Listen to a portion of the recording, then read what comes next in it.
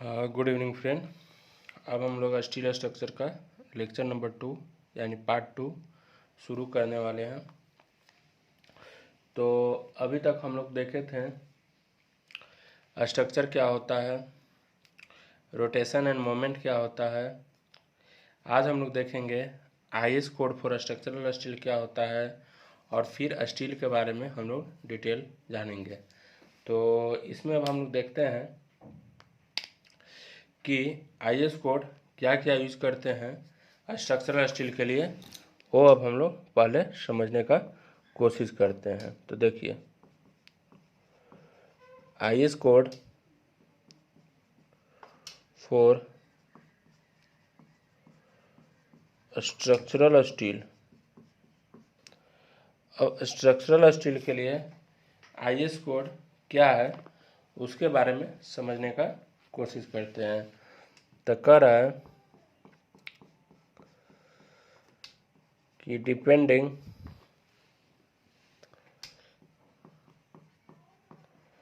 upon the chemical composition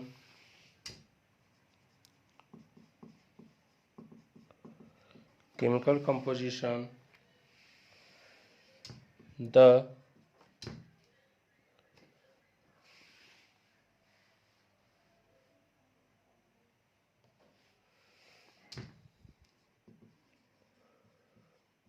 different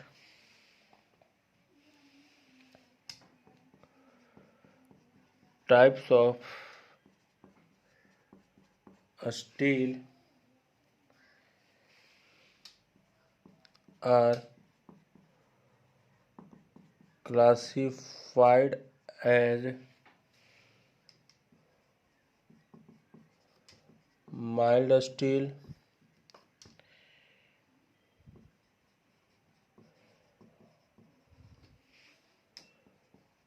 medium carbon steel,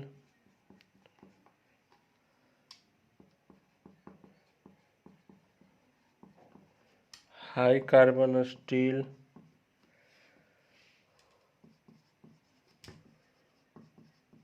low alloy steel, and high alloy steel. चलिए, तो chemical composition के आधार पे हम लोग जो स्टील है उसका अलग अलग टाइप हम लोग क्लासिफाइड करते हैं।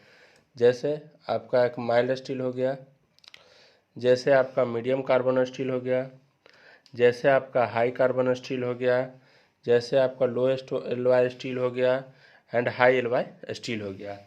तब माइल्ड स्टील के बारे में भी हम लोग डिटेल से पढ़ेंगे, मीडियम कार्बन स्टील के बारे में भी डिटेल से पढ़ेंगे, हाई कार्बन स्टील के बारे में भी डिटेल से पढ़ेंगे।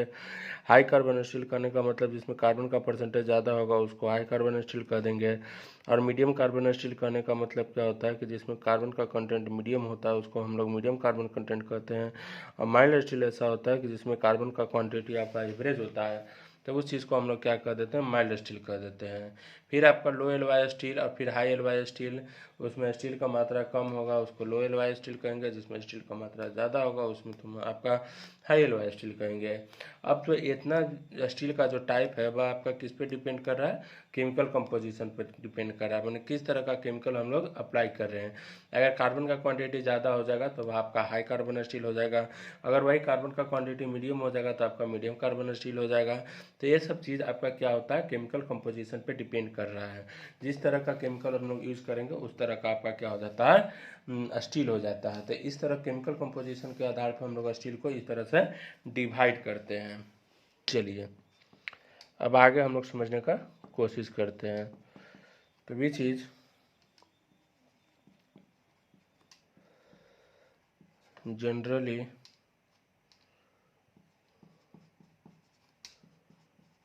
used for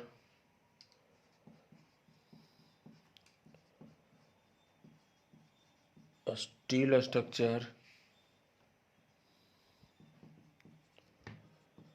तो mild steel,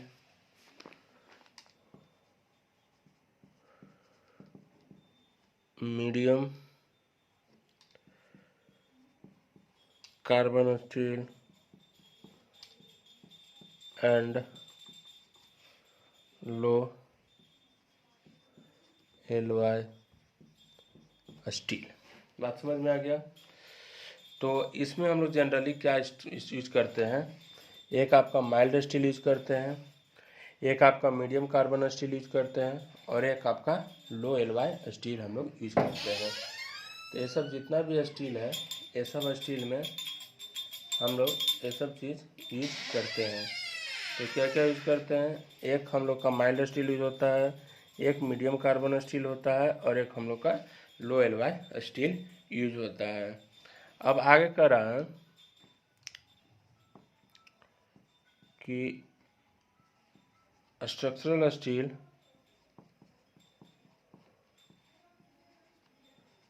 has been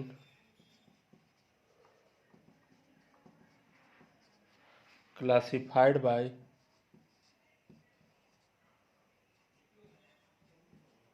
Bureau of Indian Standard। बात समझ में आ गया। तो जो आपका स्ट्रक्चरल स्टील होगा वह आपको कैसे क्लासिफाइड किया जाता है, ब्यूरो ऑफ इंडियन स्टैंडर्ड। तो एक ब्यूरो ऑफ इंडियन स्टैंडर्ड होता है, वह आपको स्ट्रक्चरल स्टील को क्लासिफाइड करता है किस तरह का आपका स्ट्रक्चरल स्टील होगा।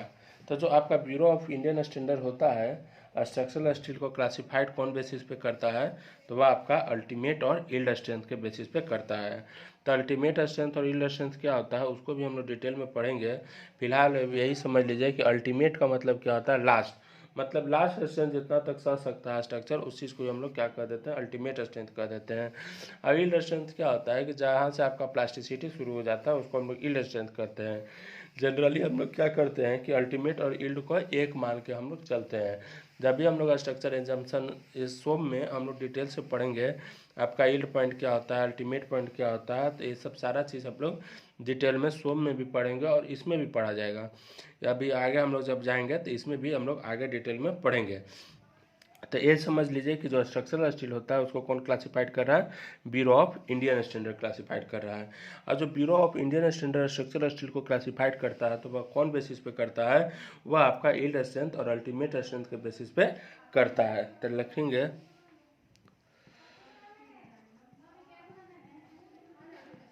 कि structural steel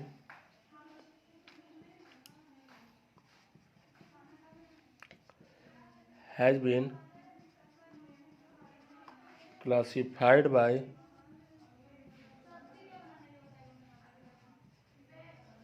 Bureau of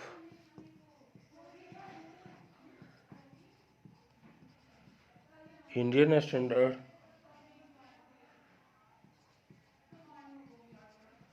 based on its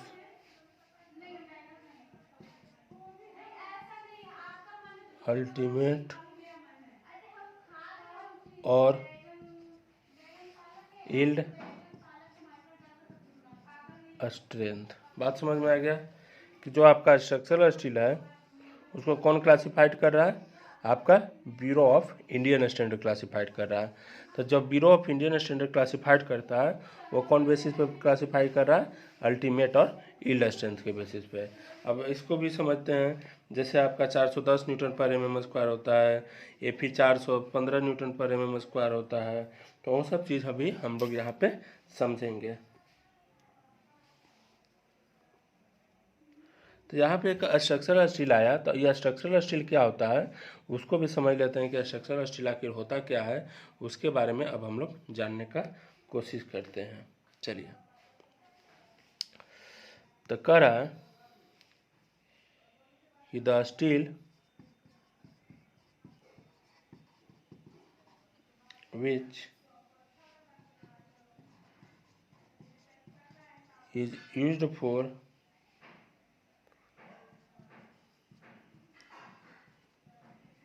the manufacture of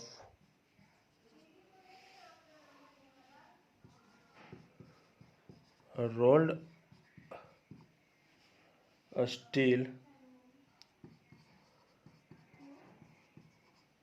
structural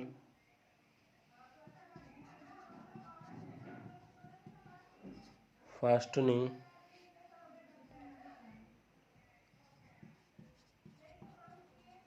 and other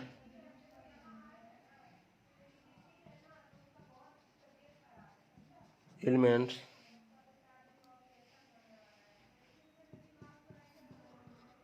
for use in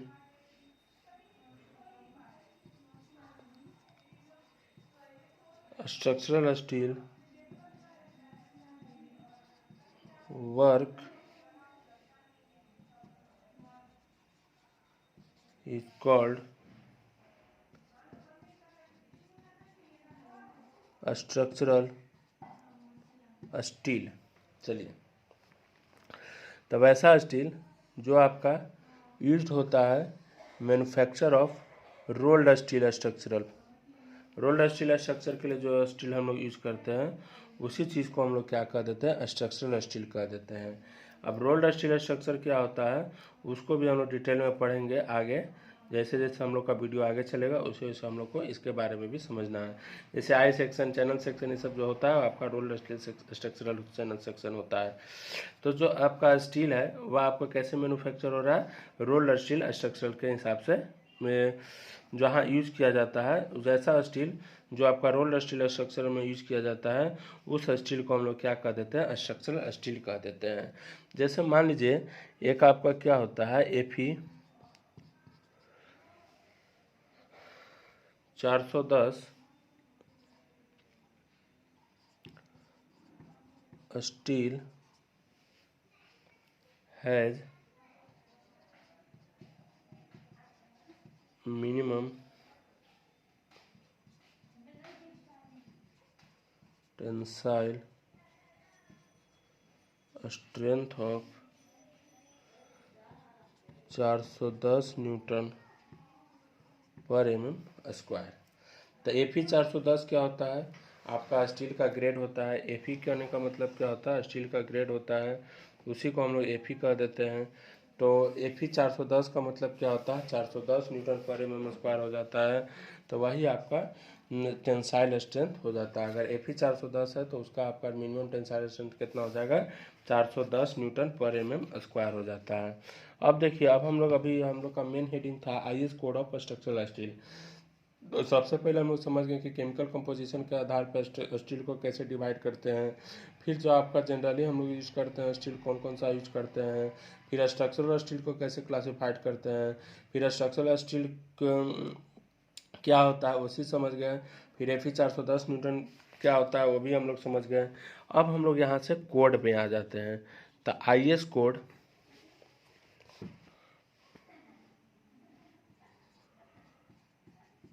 of practice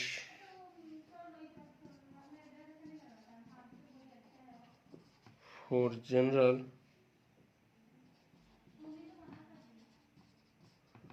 construction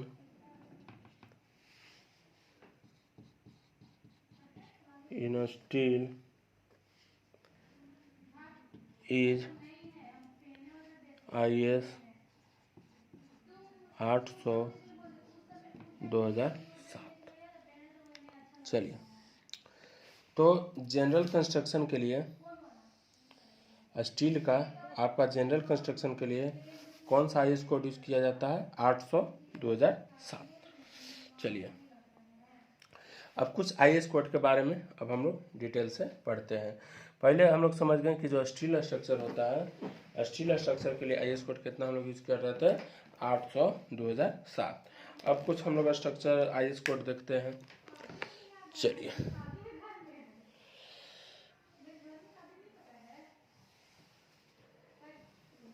इस चैनल में आपको पूरा न्यूमेरिकल वगैरह सब बताया जाएगा, सारा थ्योरी, न्यूमेरिकल, डेरिवेशन, जितना भी पार्ट होता है स्टडी का हर पार्ट को डिटेल इन्फॉर्मेशन आप लोग को दिया जाएगा और क्लियर व्यू आप लोग को किया जाएगा। अगर कोई भी प्रॉब्लम हो तो इस कमेंट कर सकते हैं, जहाँ भी आपको लोग को समझ में ना आए वहाँ पे आप कमेंट कर सकते हैं और हमसे पूछ भी सकते हैं और अगर मेरा मोबाइल नंबर भी चाहिए किसी को तो वो भी कमेंट कर सकते हैं, हम आपका मोबाइल नंबर भी कमेंट में दे देंगे। चलिए अब हम लोग आगे देखते हैं। तो कह रहा है कि सम IS code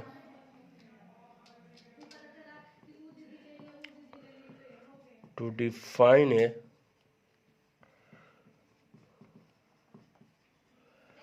particular quality of a steel are given below। चलिए तो कुछ हम लोग IS कोड देख लेते हैं। जैसे आपका पहला है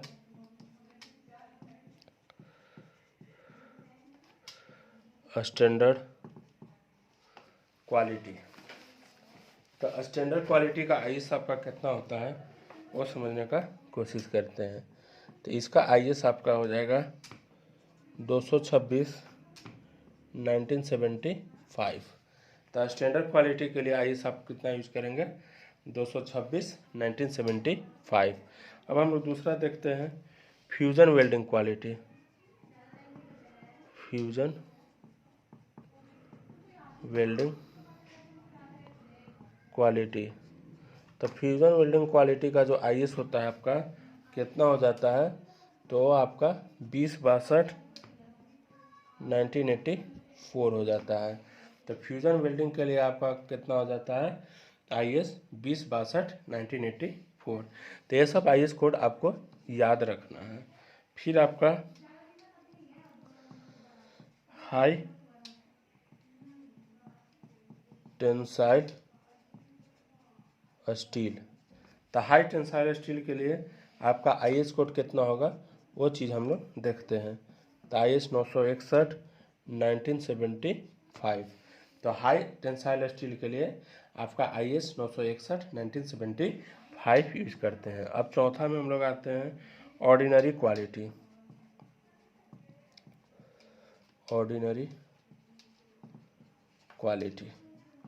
तो ऑर्डिनरी क्वालिटी के लिए हम लोग कौन सा IS यूज करते हैं 1977 1975। तो ऑर्डिनरी क्वालिटी के लिए हम लोग ये सब IS कोड यूज करते हैं। अब चलिए आगे हम लोग आते हैं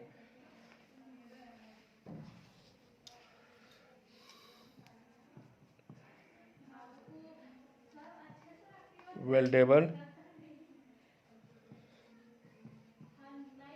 मीडियम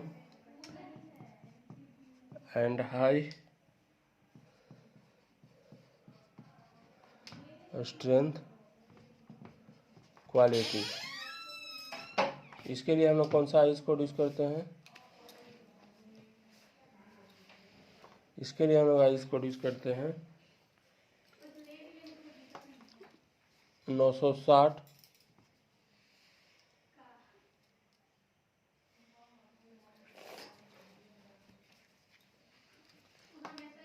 1977। चलिए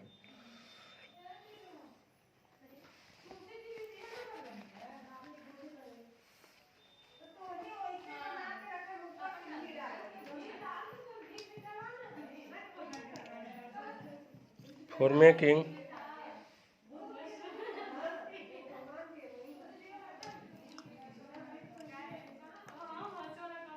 steel structure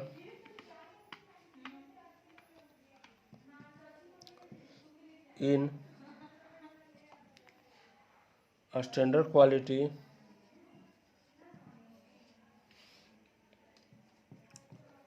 of a steel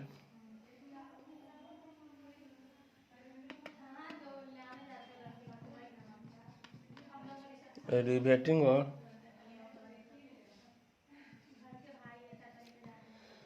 bolting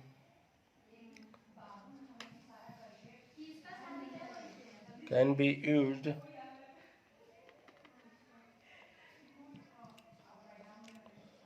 for all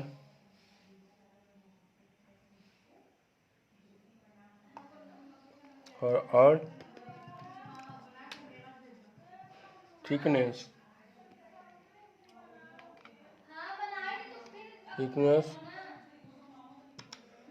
of element,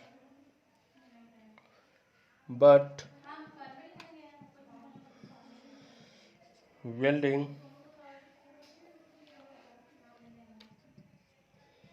is permitted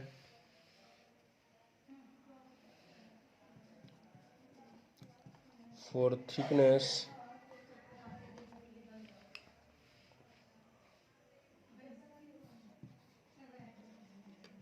smaller than or equal to 20 mm। चलिए, तो क्या कह रहा है कि जब हम लोग स्टील स्ट्रक्चर बनाते हैं स्टैंडर्ड क्वालिटी का, तब आपका जो रिवेटिंग और बोल्टिंग होता है उसको हम लोग यूज करते हैं कोई भी थिकनेस के लिए। अगर स्टील स्ट्रक्चर का कितना भी थिकनेस होगा तो वहाँ पे हम लोग रिवेटिंग और बोल्टिंग आराम से कर सकते हैं। लेकिन वेल्डिंग का कंडीशन क्या है कि आपका जो थिकनेस है वह आपका 20 mm से इक्वल होना चाहिए या उससे कम होना चाहिए। बात ये होता है कि हम लोग दो तरह का कनेक्शन करते हैं, कि रिवेटिंग करते हैं और एक हम लोग का वेल्डिंग होता है। तो रिवेटिंग या बोल्टिंग एक ही होता है। रिवेट की जगह पर बोल्ट हम लोग यूज कर सकते हैं या बोल्ट की जगह पर रिवेट यूज करते हैं। लेकिन जनरली अब क्या हो रहा है, बोल्टिंग ही सिस्टम यूज कर हो रहा है। क्यों? क्योंकि बोल्टिंग आपका क्या हो रहा है, वाइब्रेशन वगैरह लोड को सस्टेन कर पाता है। लेकिन रिवेटिंग क्या होता है, आपका वाइब्रेशन वगैरह को सस्टेन नहीं कर पाता है। इसलिए आजकल क्या हो रहा है, बोल्टिंग का ही यूज होता है। रिवेटिंग से बेस्ट है बोल्टिंग। तो कहानी क्या है कि जो आपका स्टैंडर्ड क्वालिटी का जो जितना भी थिकनेस होता है, मान लीजिए इतना है, चाहे इतना है, चाहे इतना है, जितना भी थिकनेस है आपका रिवेटिंग और बोल्टिंग से आराम से किया जा सकता है। लेकिन जब हम लोग वेल्डिंग करेंगे तो वेल्डिंग में हमको ध्यान रखना है कि जो मेरा थिकनेस है स्ट्रक्चर का वो मेरा 20 mm से ज़्यादा नहीं होना चाहिए।